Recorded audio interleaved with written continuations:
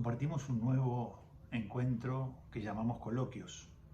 Ayer comenzábamos un camino, un itinerario que terminará en la decisión de consagrarnos a San José, tratando de profundizar en su misión, en ese lugar al que la Divina Providencia lo destinó. Y a medida que íbamos profundizando, íbamos descubriendo la importancia de San José en la vida de la Iglesia. Recordemos que estamos en el año de San José, se cumplen 150 años de la declaración de San José como patrono universal de la Iglesia Católica.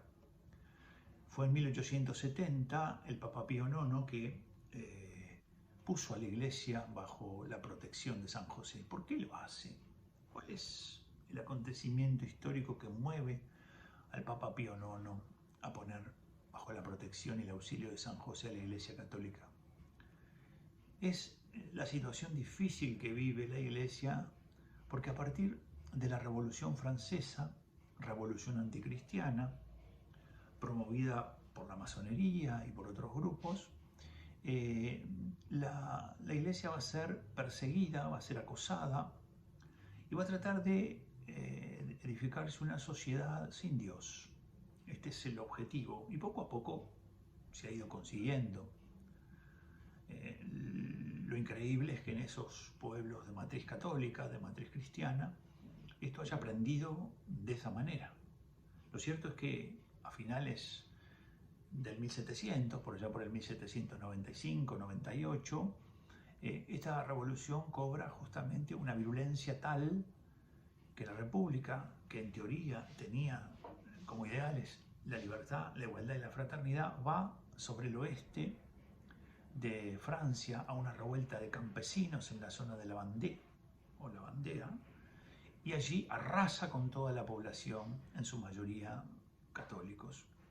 Es decir, esos campesinos que habían visto un peligro y que no querían ponerse bajo un Estado que de alguna manera se erigía como en Dios, deciden salir a defender sus derechos. Y las crónicas de los generales que son encargados de aquella masacre son terribles, porque el general que da cuentas dice que cumpliendo órdenes terminó con la población de la Vendée y que murieron los niños, las mujeres, absolutamente todos. No sobreabundo también sobre muchas cosas espantosas que hicieron allí. Lo cierto es que a partir de ese momento comienza, diríamos, a enraizarse esta suerte de oposición a lo que tiene que ver con el cristianismo y fundamentalmente con la Iglesia Católica, y a tratar de eliminar en lo posible el papado. Así que, dando un salto, llegando a este 1870 en el que Pío IX declara patrono universal de la Iglesia Católica San José, vemos esa acción de Garibaldi tratando de unificar Italia, un personaje evidentemente misterioso, miembro de una logia, les Amis de la Patrie, que había actuado en el Uruguay, que había actuado en Perú, que había actuado en Brasil, que había actuado en Nicaragua, que también había actuado en varios países de Europa. Es decir, hoy diríamos un hombre especialista en determinadas cosas, una suerte de mercenario. Lo cierto es que en nuestros países están sus estatuas allí erigidas como si fuera un gran personaje. Lo cierto es que lleva una fuerte guerra contra el Vaticano, que tenía, diríamos, los estados pontificios, el centro allí mismo de Italia.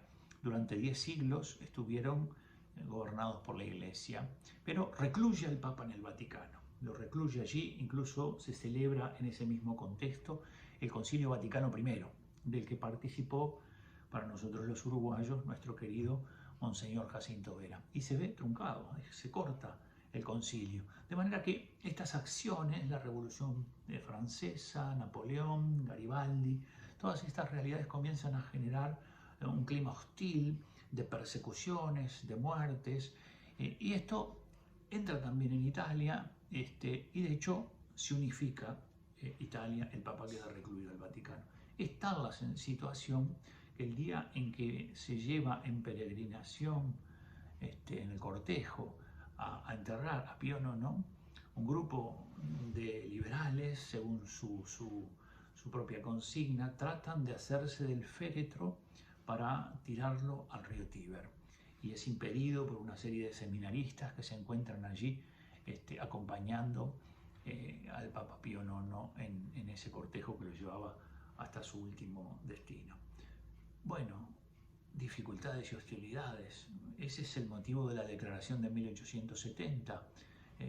Situaciones que son difíciles de enfrentar, difíciles de resolver, difíciles a veces de visualizar por dónde se van a resolver. De manera que un año de San José. Hoy también hay muchas dificultades. Hoy también hay situaciones difíciles.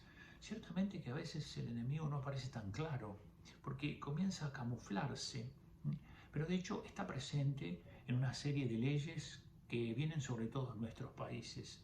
Está presente en la pretensión de un gobierno mundial, ¿verdad? De un nuevo orden mundial. Está presente en esta suerte de reseteo mundial del año 2030. Está presente en todos esos organismos internacionales que a través de los préstamos te condicionan la libertad. Lo cierto es que el Papa nos dice, miremos a San José, tratemos de imitar sus virtudes, tratemos de comprender el valor que tenía para enfrentar esas adversidades. Recordemos cómo necesariamente mediante los 4 sueños San José es avisado de una serie de peligros que hay y entonces tiene que tomar determinaciones importantes, pero tiene que enfrentar esas realidades confiando en Dios. Bueno, y en este año se nos conceden indulgencias. Es muy importante el tema de las indulgencias. A veces a uno le queda en la cabeza, le quedan en la cabeza esas imágenes de la Edad Media y las cosas que se hicieron equivocadamente sobre las indulgencias y aquellas de las que se acusaron y que no eran totalmente así. Lo cierto es que la indulgencia tiene que ver con un perdón que se nos concede. Y voy a tratar de ser claro, concreto, para que se vea la importancia que tiene esto. Uno puede decir, yo cuando cometo un pecado, voy y me confieso, voy y se lo confieso al sacerdote, y esto es lo que debe hacerse. Ese perdón de los pecados viene por la confesión sacramental. Por lo tanto, cuando yo voy al sacerdote, confieso mis pecados. Y allí se me perdona, ¿verdad? Se me da el perdón. Se me perdona la pena eterna. ¿Por qué? Porque yo, por los pecados cometidos, merezco estar lejos de Dios. Diciéndolo brutamente, podríamos decir, me merezco el infierno por lo que he hecho. Pero Dios me perdona. Dios me da su misericordia, me da su perdón. De manera que cuando confieso mis pecados, se me perdona la pena eterna. Me merecería ir al infierno, pero el Señor me ha dicho no. Pero ese pecado deja en mí también otra consecuencia, que es la pena temporal. ¿Qué es la pena temporal? Todo pecado trae desórdenes, muchos desórdenes. Y esos desórdenes crean injusticias y condicionan la vida de muchas otras personas. Y entonces esa pena temporal, de alguna manera, ¿cómo en mí desaparece para que no quede ningún rastro de pecado? Y bueno, la Iglesia enseña que por 2 realidades. Una, por el sufrimiento en la vida. Por ejemplo, las enfermedades, los sufrimientos que se padecen, en la medida en que uno los va aceptando y se los va ofreciendo a Dios, esas penas temporales por los desórdenes introducidos van desapareciendo. Y cuando no desaparecen totalmente, ¿qué pasa? Uno va al purgatorio. El purgatorio existe. Es una realidad de fe. Por lo tanto, uno tiene que ir a purificar todas esas realidades que en la tierra no purificó. De allí que hay una pena eterna que es perdonada con el sacramento de la reconciliación y hay una pena temporal que en realidad es perdonada cuando la Iglesia extraordinariamente y en algunas circunstancias da indulgencias. Y si no están estas indulgencias, esas penas a mí se me van mitigando porque por enfermedades, por sufrimientos en esta vida o por la purificación en la eternidad en el purgatorio. De forma que esto es muy importante porque se nos conceden indulgencias plenarias, es decir, el perdón total de esas penas temporales que deberíamos purificar en la tierra o que deberíamos purificar en el purgatorio. Y la Iglesia lo que ha hecho ahora con mucha misericordia es ponerlas muy al alcance nuestro a través de algunas realidades que el Papa Francisco nos propone.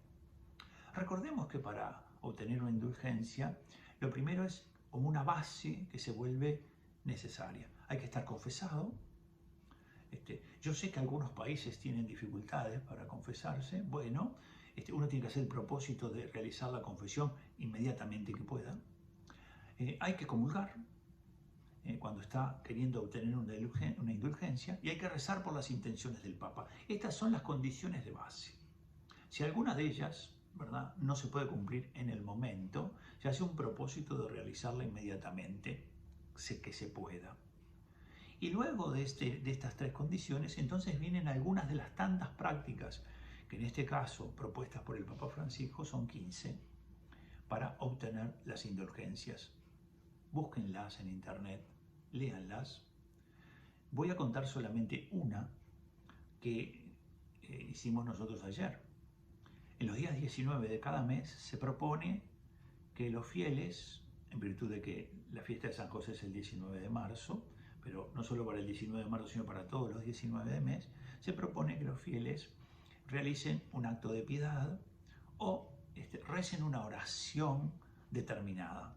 Incluso la Iglesia nos propone rezar una oración de León XIII. Mediante este acto, y habiendo cumplido con lo anterior, se puede obtener una indulgencia plenaria. ¿Para quién? ¿Me la puedo aplicar a mí? Pidiéndole al Señor que perdone todas esas, ¿verdad?, esas penas temporales que mis pecados han dejado en mí. O se le puede aplicar a un difunto que ya se encuentra en la eternidad. Es decir, a mí o a un difunto. No la puedo atribuir a otro, digamos, que esté vivo, sino para mí o para un difunto. Y uno puede, digamos, saber que es un acto de amor el hecho de poder pensar en los que se encuentran en el purgatorio. Incluso uno podría ofrecerla por un alma del purgatorio que no tienen quien rece por ella. Uno podría hacer eso. Es parte de la caridad cristiana. Y ahora quiero solamente dejarte este ejemplo para que veas cuánta verdad hay en esto de las penas temporales. Imagínate una persona que vivió muy mal. Imaginemos un esposo que ha tratado muy mal a su esposa. No solo que la ha tratado mal, la ha engañado. No solo que la ha engañado, sino que en un momento la ha abandonado. Y después de ese abandono, la esposa ha vivido mucha tristeza y mucha tribulación. Incluso tratando de criar a los dos hijos, muchas veces ha hecho cosas que no le agradaban del todo, pero que por la necesidad fue yendo en esa dirección. ¿Cuánto desorden introdujo en la vida de esa familia esos pecados del padre, esos desórdenes? ¿Cuánto mal introdujo el hecho de que los abandonó? ¿Cuántas cosas trajo todos los hijos? De pronto alguno cayó en la droga. ¿Cuántas cosas trajo en la esposa que tal vez tratando de buscar recomponer su realidad familiar anduvo con varios hombres, sin poder tampoco recomponerla con ninguno de ellos? Qué tremendo. Este desorden es justamente lo que se llama las penas temporales.